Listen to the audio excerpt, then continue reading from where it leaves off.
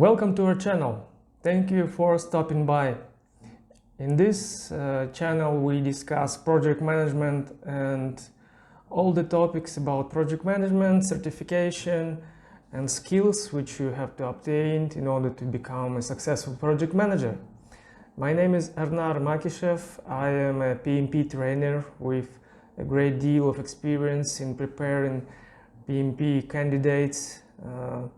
My records is about 30 PMP trainees which have obtained PMP certification after my courses. So I'm very interested in this topic, and today I'm going to discuss the new PMI Process Guide.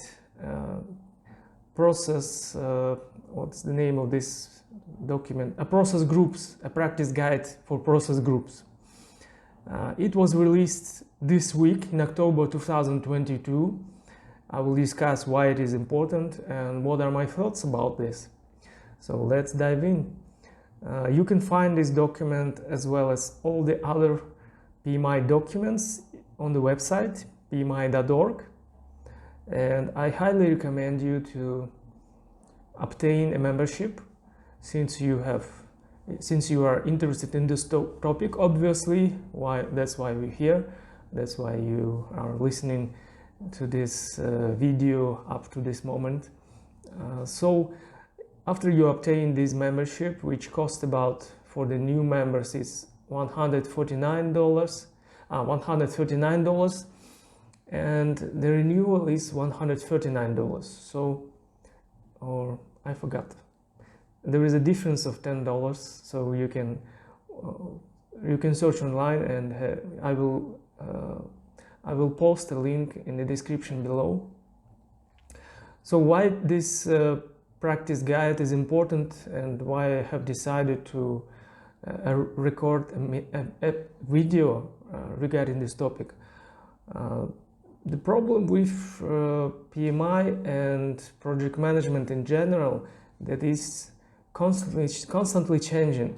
Right now we are under a new wave of innovation which is related to agile.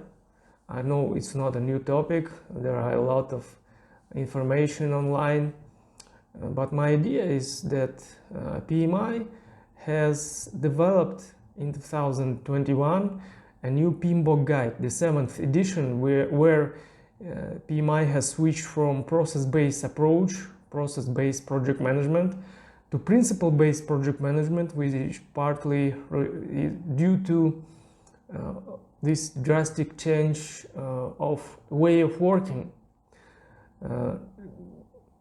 Not mentioning the PMI triangle, which PMI has changed because of this transition from one and only process approach to several different approaches. So one of the triangle sides, there is a PMI triangle of talents of project managers. It's a topic for another video, but you can search online, it's up there. And this in the past there was some triangle in old configuration. Right now it's a new configuration of project manager talents triangle. I highly recommend you to research on that. One of the sides of the triangles is ways of working, which stands for can be described as an arsenal of weapons which project managers can use during his management processes. But in the past there was just one way of working. The process groups, 5 process group, 49 processes, 10 knowledge areas. It was a base of PMBOK 6th edition, which right now is retiring. It almost has been retired on the website. I think in the next this process guide, practice guide on process group will replace PMBOK 6th edition, which is good news, because we were confused what PMBOK guide you have to refer to when there is a question, when there are questions, when there are discussions. Right now, I think the discussions were solved when PMI has published a new practice guide. Okay, let's open this practice guide and see the table of content. There is you can see the front page, and table of content consists of 10 chapters. I think 10 chapters. Yes, 10 chapters. First 3 chapters are dedicated to the role of project management, portfolio management, program management, the role of project manager, it's himself, herself, the project environment, and EEF, OPA, all basic concepts. And the 4th to 10th chapters are differs than PMBOK 6th edition structure, because in the past it was head to tail.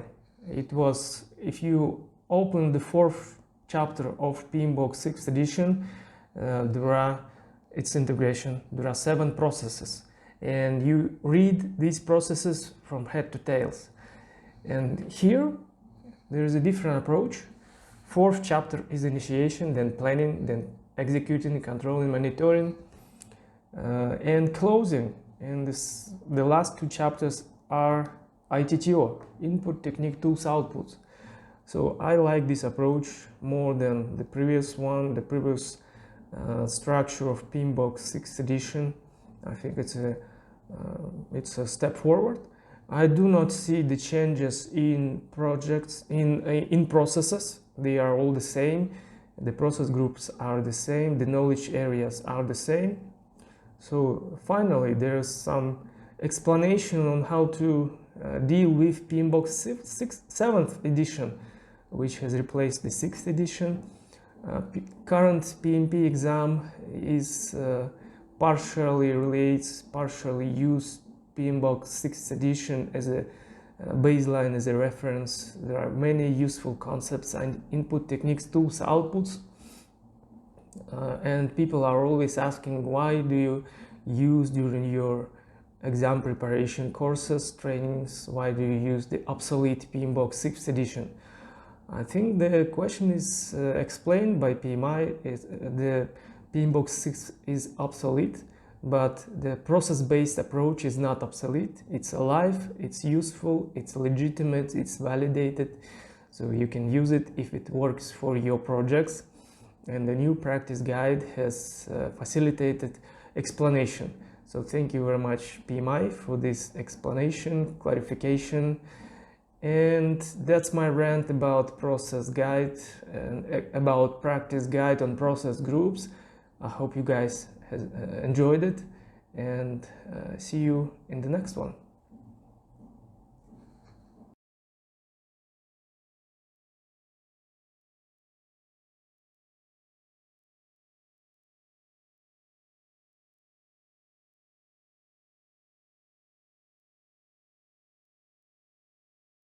You can see the front page, and table of content consists of 10 chapters. I think 10 chapters. Yes, 10 chapters.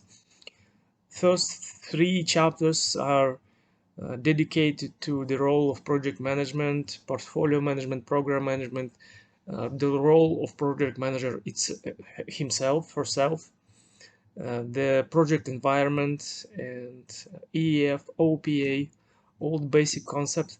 And the 4th to 10th chapters are differs than PMBOK 6th edition structure, because in the past it was head to tail.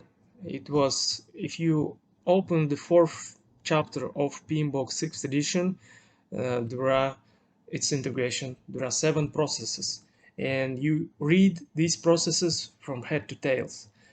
And here there is a different approach.